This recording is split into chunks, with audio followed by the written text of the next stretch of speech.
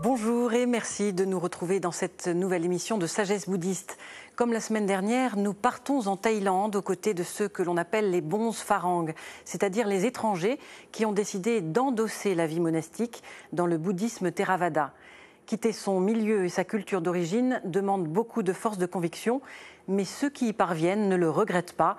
Ils sont ainsi quelques centaines à vivre en Thaïlande, certains au Temple international de la forêt, comme on l'a vu dimanche dernier, d'autres au cœur de Bangkok, comme vous allez le découvrir tout de suite dans ce film signé Arnaud Dubus et Bruno Carrette.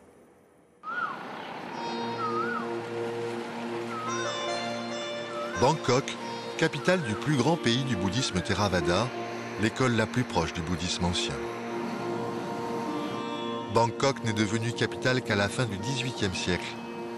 Elle abrite néanmoins un grand nombre de temples bouddhiques vénérés par la population. Parmi ceux-ci, le temple de l'Aurore ou Wat Arun, sur la rive occidentale du fleuve Chao Phraya. C'est l'un des quelques temples parrainés par la famille royale de Thaïlande. À ce titre, il est particulièrement respecté par les fidèles. Il abrite une importante communauté de bonzes, parmi lesquels se trouve un Français d'origine vietnamienne, le moine Samamago. Samamago est devenu bonze il y a 14 ans, après une épreuve personnelle douloureuse.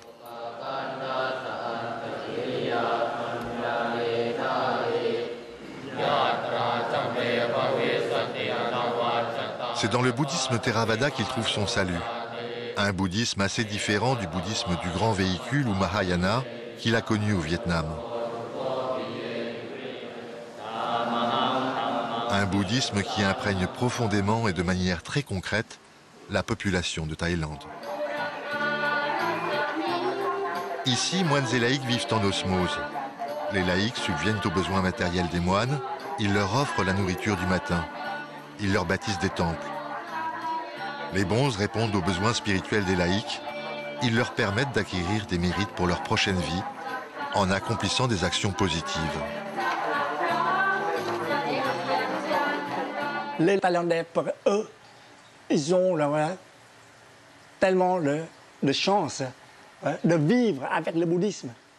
Je dis que de vivre avec le bouddhisme, cela veut dire que de vivre, de pratiquer.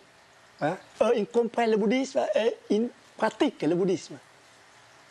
Tandis que pour les Occidentaux, eux, ils comprennent bien, mais ils n'ont pas l'occasion de pratiquer. C'est ça qui compte. Même vous connaissez tout, mais sans pratique, vous ne pouvez pas récolter des fruits.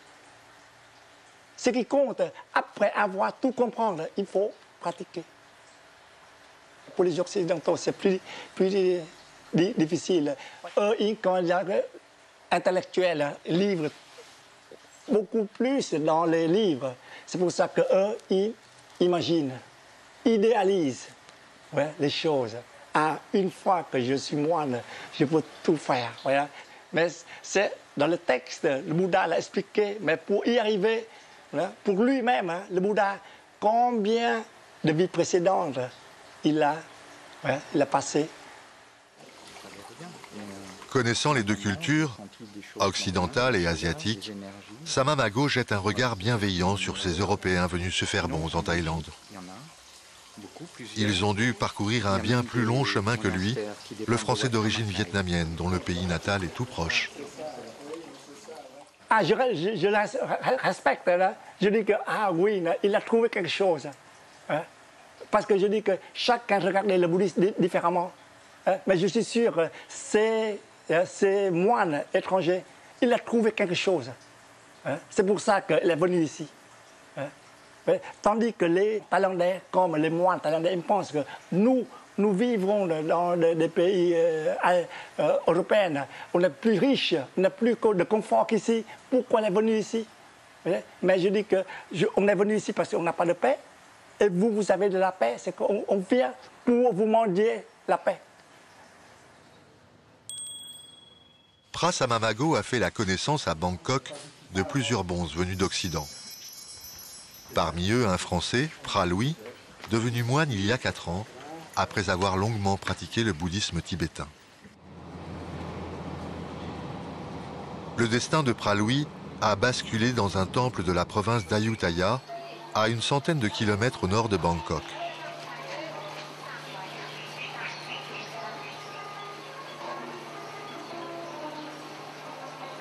Arrivé en Thaïlande en 2004, Louis, qui avait été chef d'entreprise en France, crée ici une société.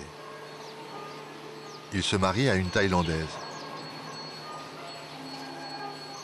Mais l'homme d'affaires est aussi passionné par la culture locale et par le bouddhisme. Il rend visite à des vénérables, grands méditants, dans des temples de province. C'est ici, à Wat Prakao, en janvier 2008, qu'un de ses bonzes, Luang Pu Tim, lui fait une demande surprenante. Alors, on est exactement à l'endroit où je suis arrivé avec, je sais pas, au moins 100, 150 personnes.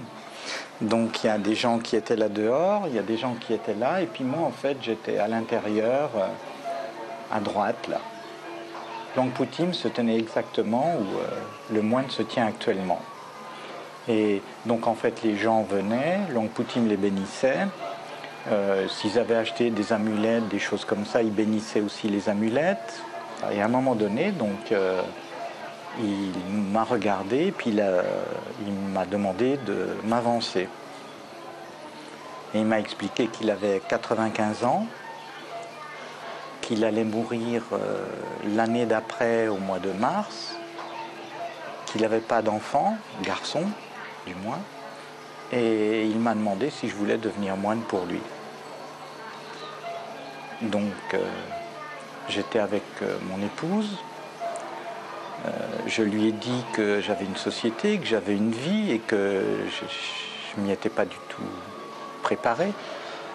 J'étais pas du tout préparé à cette question en fait. Et je lui ai demandé une semaine de réflexion. Et après, à la fin de cette semaine, en fait, je l'ai appelé en lui disant que oui, je voulais bien devenir moine pour lui. Et une semaine après, j'étais à Wat Prakao. Cette entrée soudaine dans les ordres a obligé Louis à réorganiser sa vie. Mais son intérêt pour le bouddhisme tibétain, sa vie entre bureaux et pagodes en Thaïlande, l'avait tout naturellement conduit vers ce point d'orgue. Pour moi, ça n'a pas été un grand saut. Je pense que toute ma vie m'avait déjà préparé à un moment de ce type, en fait. Ça n'a pas été non plus une grande surprise.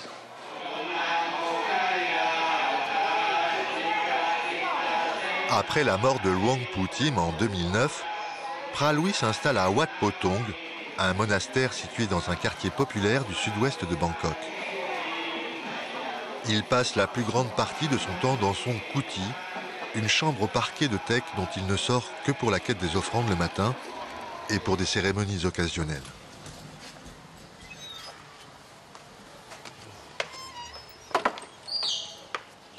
Contrairement à certains bons étrangers qui sont exclusivement orientés vers la recherche de l'éveil, Phra Louis a fait le choix de l'échange, du partage de son intérêt pour le bouddhisme.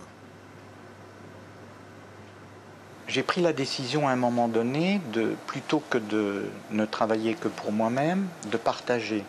En fait, de mettre en contact un maximum de personnes avec les enseignements de Bouddha et la méditation.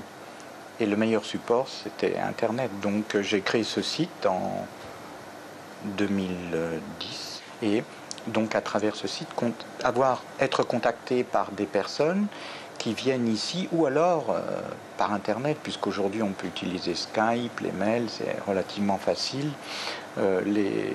Simplement leur présenter les enseignements de Bouddha et leur présenter la méditation. Ensuite, chaque personne, suivant le niveau de maturité dans son parcours où elle sera, va s'y intéresser plus ou moins intensément. 1500 personnes environ visitent le site internet chaque mois. Certaines prennent contact avec Phra Louis pour discuter du bouddhisme ou pour effectuer des retraites de méditation. Pour Phra Louis, la méditation ou culture mentale est un aspect fondamental du bouddhisme. L'entraînement à la méditation vise déjà à prendre connaissance du fonctionnement de son esprit, de ce qu'on pourrait appeler, nous, subconscient, inconscient, savoir un petit peu par quoi est dirigé notre être, notre corps physique. C'est quand même aussi essayer de prendre la main sur cette partie inconsciente, sur ce fonctionnement automatique que chacun a acquis en fonction de son âge. On dit qu'on fonctionne grosso modo à 70% de façon inconsciente, automatique, et 30% de conscient. Donc le but de la culture mentale, c'est d'inverser au moins ça. Les bons occidentaux sont quelques centaines en Thaïlande. Leur entrée dans les ordres est une décision individuelle liée à une recherche personnelle et non au poids d'une longue tradition. Ils enrichissent incontestablement cette religion car ils apportent une perspective différente. Ils sont porteurs d'un autre héritage culturel que celui des bons thaïlandais, d'une tradition où l'écrit et l'intellect pèsent plus que le rituel et la pratique. On a tendance en Occident à s'écarter de la transmission originelle qui se fait au niveau des moines depuis 2600 ans, au travers notamment des prières. Tout ce que les moines psalmodient, en fait, ce sont des enseignements de Bouddha. Donc on a une transmission orale. Depuis quelques siècles, on a une transmission écrite, mais ça se fait toujours dans ce sens. Moine, moine, moine laïque. En Occident, on pense qu'après avoir lu 1, 2 ou 3 livres, on est bouddhiste. Mais que vous alliez à n'importe quel endroit de la Thaïlande, vous rencontrerez 95 à 97% de la population qui est bouddhiste, qui vit son bouddhisme et qui pratique. Le bouddhisme se transmet à travers les moines, mais il se transmet à travers la population, à travers les mères qui éduquent leurs enfants. Et en fait, même si le nombre de moines diminue, effectivement, la population, elle, reste bouddhiste et pratiquante.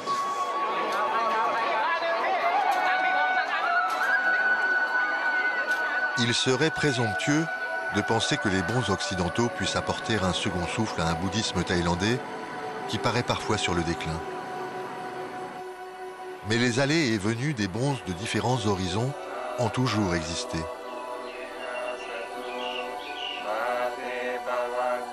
Ils ont constitué le riche terreau de cette tradition d'équilibre et de tolérance. C'est peut-être pour cela que la multiplicité des regards est un bienfait.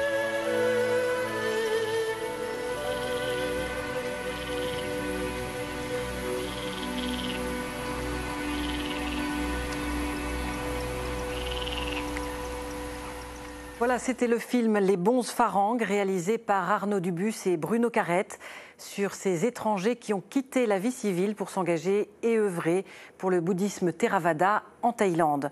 Un film que vous pouvez revoir toute la semaine sur le site de France 2 en consultant pleuz.fr, rubrique France 2. Merci de nous avoir suivis. Très bon dimanche. Sagesse Bouddhiste vous donne rendez-vous la semaine prochaine.